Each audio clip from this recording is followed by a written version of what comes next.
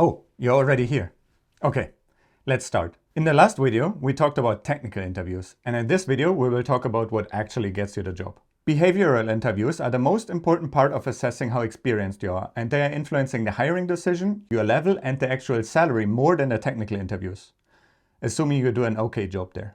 Technical interviews can only assess whether you have a certain skill or not.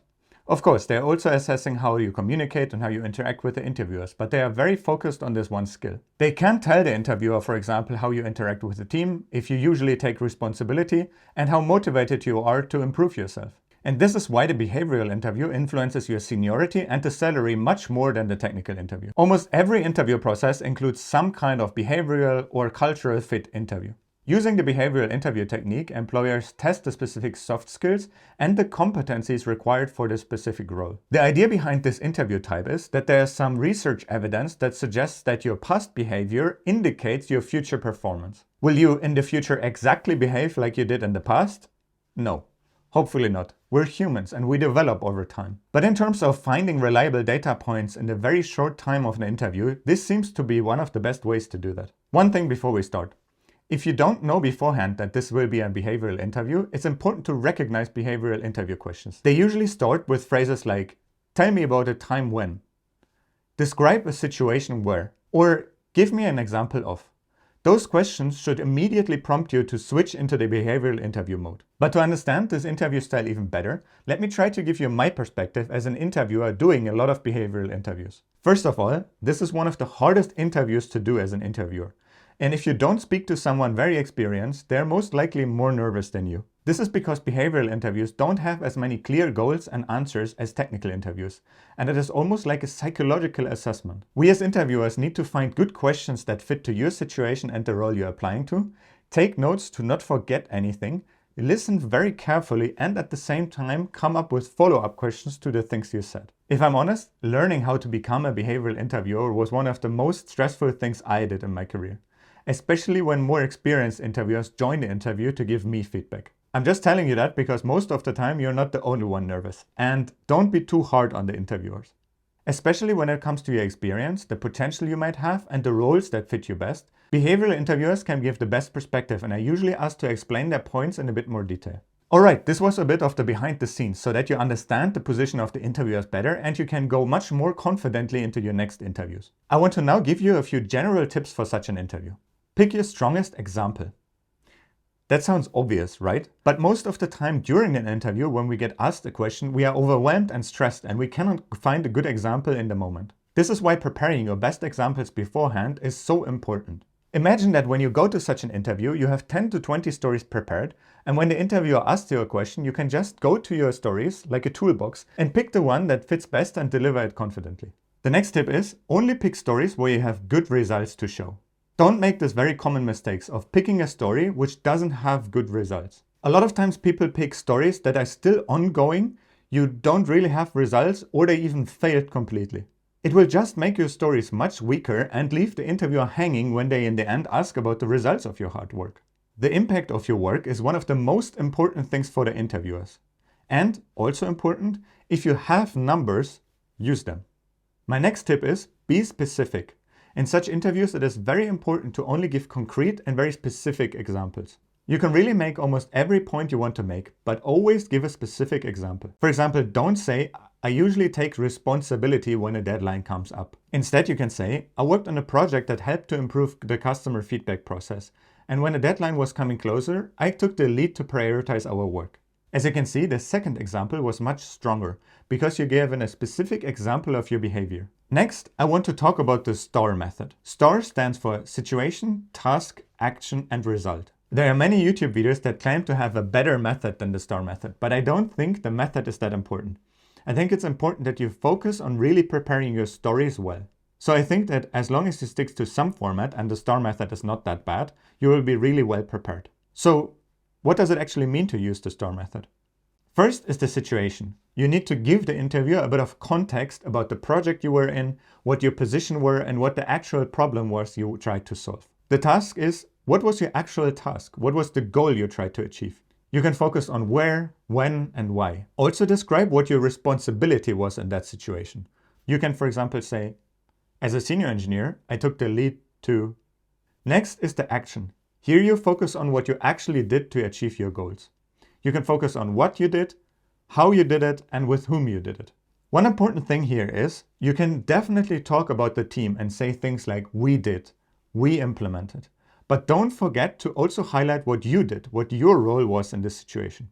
A lot of candidates do the mistake that they talk only about the team's perspective. And then as an interviewer, I don't really know what your contribution was. So definitely also focus on what you contributed. And the last thing a lot of people forget is the result.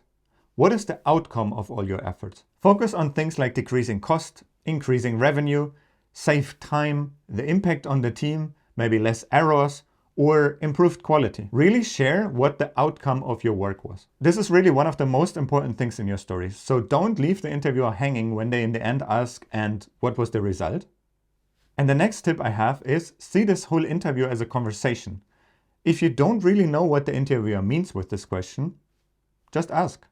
You can also always ask, I have two examples in mind. Do you want to hear a more interpersonal one or a more technical one? This gives the interviewer room to decide where they want to drive the conversation and what is most important to them in this moment. Another important thing is that your structured answer you prepared before is only the start of the conversation. It's better to keep that short and give the interviewer more options to ask questions and get information they actually want to hear. This is why it's important to practice your answers beforehand, to keep them relevant and concise and focus only on the important things. We as interviewers, we listen carefully to all the information you give us and then ask follow-up questions to understand your example better. Common follow-up questions can be, can you tell me more about X?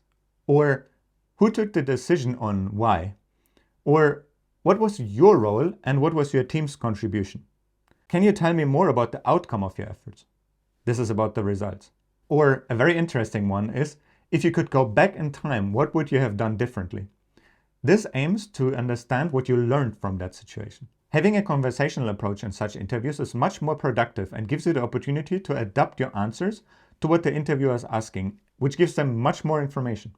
Otherwise, it could happen that you spend 5 minutes explaining your story and all of a sudden the interviewer interrupts you and says that they want to go in a different direction, which is just wasting 5 valuable minutes during your interview. And the last advice I want to give you is don't repeat yourself. That also sounds obvious, but what I mean by that is that if you have multiple interviews, try to avoid using the same example during multiple interviews. This is important because all interviewers will take notes about the things you say, and if you use the same example twice, you will just miss the opportunity of giving a more broader view of your experience and you remove one important data point. Okay, now I will give you the 5 steps how you can prepare best for behavioral interviews. First, you need to prepare the most commonly asked questions with the STAR method. Start by using the most common questions, write them down and answer them step by step. I will leave a good list of commonly asked questions in my worksheet you can use to get started. Second, research the leadership principles or core values of the company you are applying at. You can just go to the website of the company and search for their values or leadership principles and prepare for them. Third, find one example for each leadership principles or each one of their values. The interviewer will likely try to assess how well you fit to their leadership principles or value, so it is very important for you to know which of your stories fits to which of their values or leadership principles. This is because in more structured interviewing processes, the interviewers will usually follow the leadership principles or their core values to find out whether you are a good fit to them. Knowing their leadership principles or values and preparing for them will give you a massive advantage during your interviews. Fourth, write it down. All of it. It seems like you can recall it from the top of your head, or maybe if you do bullet points, you can then come up with good stories during the interview. Writing it down will structure your thoughts and you will most likely already find weaknesses in your own stories and you can improve them before the interview. This is also a good step before you actually start practicing it out loud. And the fifth and final one is practice your answers with someone else. This is the most challenging part because it might feel awkward or unimportant to ask someone else to take their time to practice your stories with you. But if I could give you one piece of advice, then it would be practice them before the interview. It always sounds different in your head than when you speak it out loud for the first time. And you don't want to be in the interview when you try to speak it out loud for the first time. The interviewer is actually assessing you, and telling a bad story will have direct consequences on your career. So practice it beforehand. I know, theory. But how would that sound like in a real world scenario? Here's how I would answer one of those questions during an interview. Can you tell me about the time when you solved a complex technical problem? How did you do that? Sure. I have two examples in mind.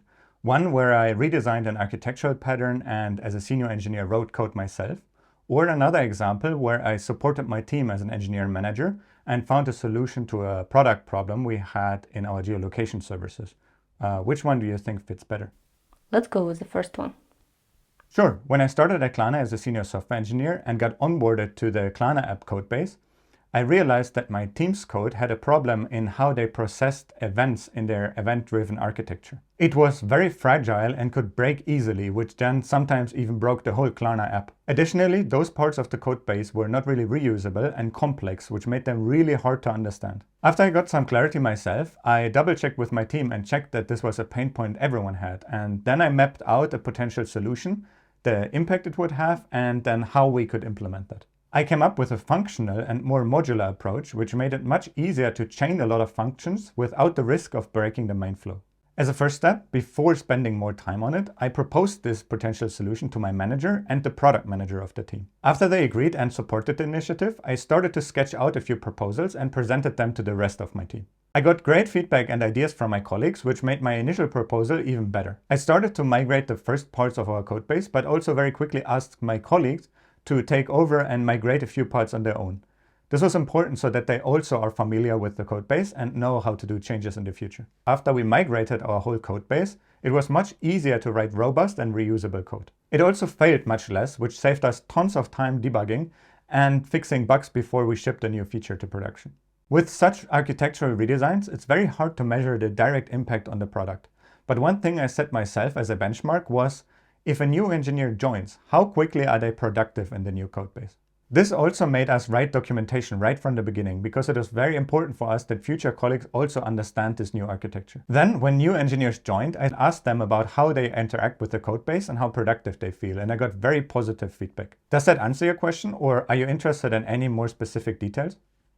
This was just an example of how I would answer one of those questions, but I hope it gave you a lot of insights into how you could structure your own answers. As an interviewer, in this example, I got a lot of data points and could ask more follow-up questions. As you see, I started my answer with a question, and I gave the interviewer the choice to choose which example I could go into. Then I started to give a bit of context and outlined the problem. This is important so that the interviewer can understand more about what you're talking about. Then I showed initiative because I discovered the problem and raised it and actually solved it in the end. But also the awareness of the people around me. I involved my manager, the product manager, and then eventually also my whole team. Important is that I didn't jump right into the problem without asking my team and the people around me first. I also had the focus on my colleagues, that if I implement a new architectural solutions, I need to get them up to speed and share my knowledge with them. And then in the end, when I talked about the results, I focused on specific improvements, but also showed that I already understood that measuring the impact of an architectural change is very difficult, but I found a way how to do it. With a focus on the outcome and the awareness of my colleagues, and especially new colleagues onboarding to this new architecture, I could measure how successful it was. Now you just need to come up with your own stories. And it is really worth spending quite a lot of time on this. Just use the tips I outlined in this video and the structure on how to prepare. In my worksheet, I will leave a list of the most important questions. It is important that you prepare the most common questions